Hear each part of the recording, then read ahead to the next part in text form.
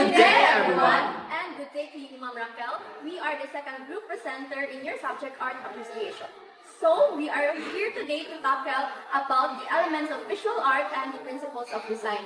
I am Naomi Lauren de Gracia, Alexander C. Decena. John Sher Magsipoc, Tenaja, W. Ortega.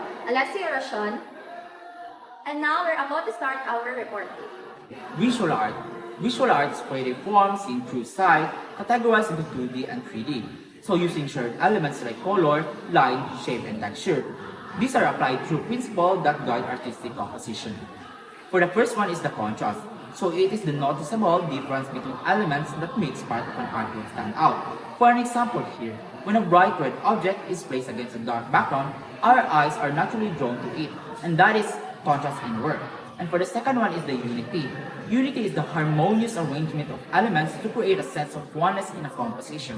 And for the third one here is the balance. So balance is the even distribution of visual way to achieve stability. So whether symmetrical or asymmetrical, when a composition is balanced, it feels calm and organized, not too heavy on one side.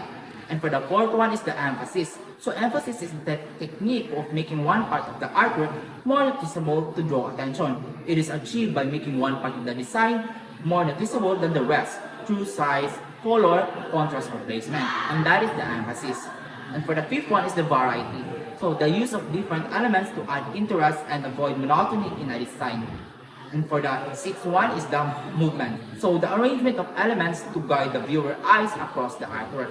And that is how a movement works in the principle of element. For the last one, the pattern, it is the repeated use of element to create a rhythm, structure, or texture. And that is the visual art. And let's move to the painting. Painting is a two-dimensional art form used to express human ideas and emotion. So it involves applying pigments or color to solid surface such as paper, canvas, or walls. So here in painting, there's a lot of type. First one is the color. Color is an element derived from light that conveys mood, tone, and harmony through various combinations.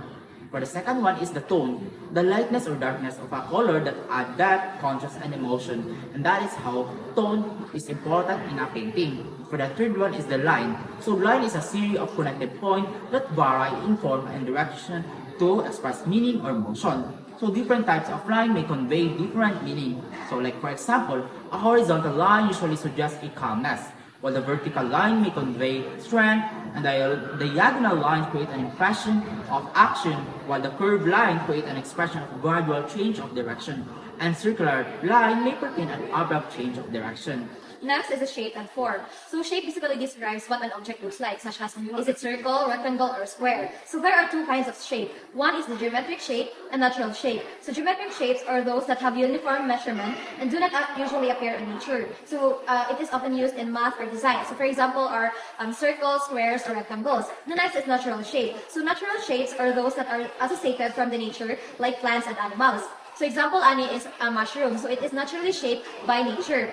Next is the form. So form refers to the dimensions of art. It has width, height, and depth. So for example, like cube, sphere, or cylinder. The next one is space. So space refers to the area around, within, and between the artwork. So space can be open space, closed space, positive space, and negative space. So there are 6 ways to create the illusion of space in painting or drawing or any two-dimensional surface. Number 1 is overlapping. So overlapping is when objects block other objects behind them. And the second is placement of the paper. So objects that are arranged higher in the picture actually appears farther than those placed lower. The next is size.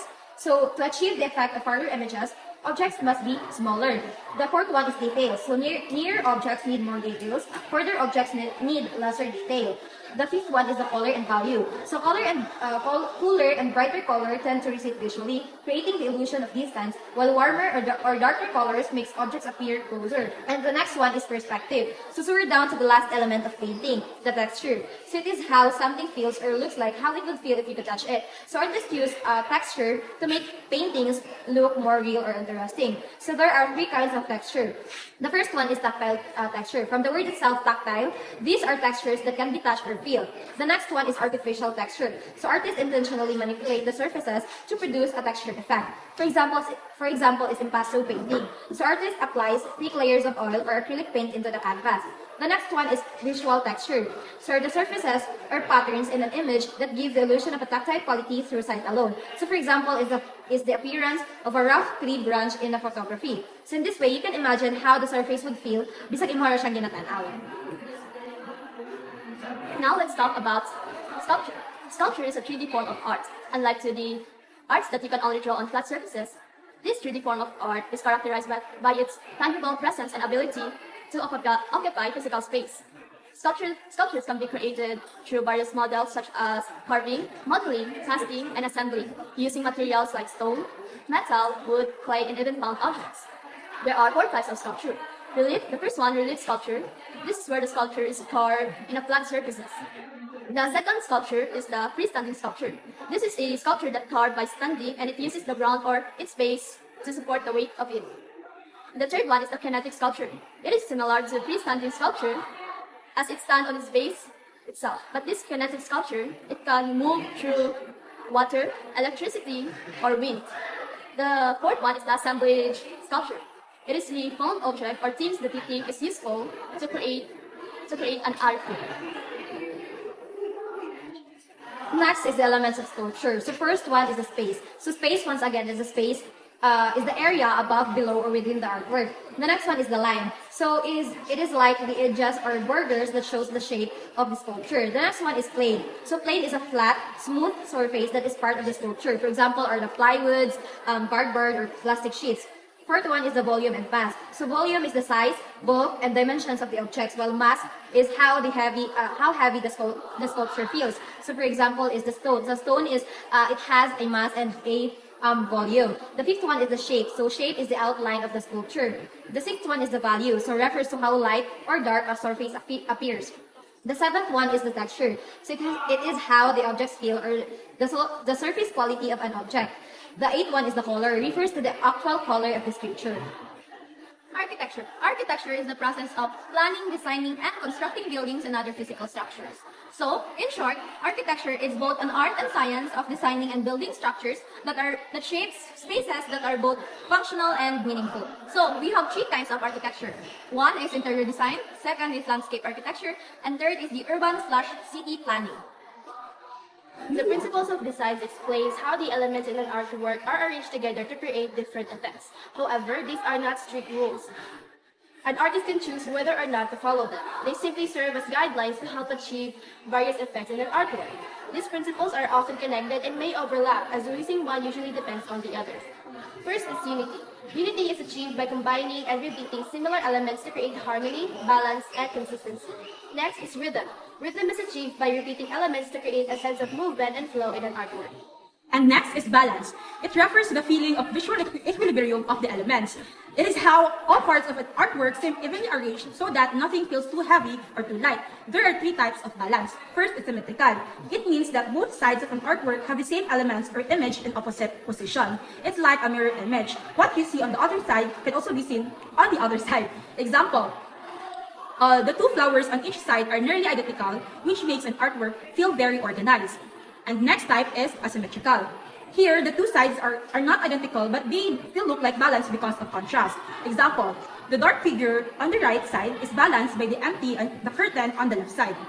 And lastly is the radial balance. Radial balance arranges the forms and objects in a circular way. The elements are equally spaced around a central point. Example, all the glass patterns spread evenly from the middle. It draws the viewer's eyes toward the center, making it balanced. Proportion. Proportion is the relationship between the various elements of an artwork. It basically helps gives a piece of art balance. So, when 2 or more elements are put together, a relationship is created, thus making it harmonious. Next up, we have emphasis and subordination. These 2 principles of design are inseparable. So, they basically work together to create a visually unified and impactful composition by creating a clear hierarchy of importance. Let's differentiate the definition of these principles. So, emphasis, to make it simple, emphasis makes one part of the artwork stand out more than the rest. Subordination, on the other hand, these are the objects in an artwork that are less important by the eyes. So, we have rule of thirds. Rule of thirds is basically a well-known term in photography. The basic principle behind this is to imagine breaking an image down into thirds, both horizontally and vertically. So basically, this is a tool to create visually engaging, balanced compositions by aligning subjects with an imaginary grid divided into thirds. As you can see in the artwork, a maid asleep, it is divided by a grid, the horizontal and vertical. And that's all. Thank you.